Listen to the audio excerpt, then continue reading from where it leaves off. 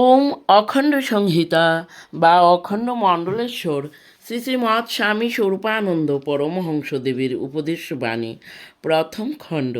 ভগবানের কাজ। বিভূতি প্রশ্ন করিলেন, ভগবানের কাজ কাকে বলে?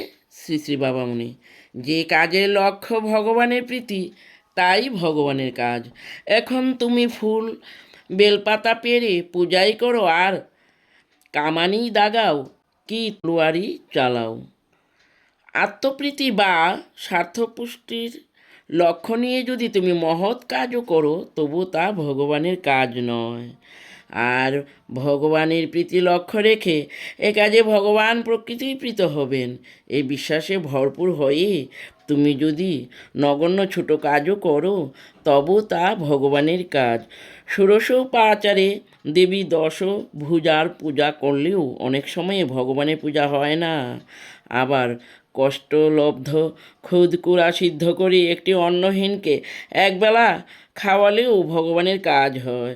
বড় বড় যাজ্ঞিক ব্রাহ্মণ কাশী কাঞ্চি দ্রাবিড় থেকে এনে সহস্রমন ঘৃতাহুতি ঢেলেও অনেক সময় ভগবানের কাজ হয় না। আবার রুগ্ন দুর্বল খঞ্জ মেথরের ছেলের মাথা থেকে বিষ্ঠার হাড়ি নামিয়ে নিজ স্কন্ধে তাকে বহন করলেই ভগবানের কাজ হয়। ভগবানের কাজ মানে ভগবানের উদ্দেশ্যে কৃত কাজ। কাজটা বড় হোক কি ছোট হোক, তাতে কিছুই আসে যায় না।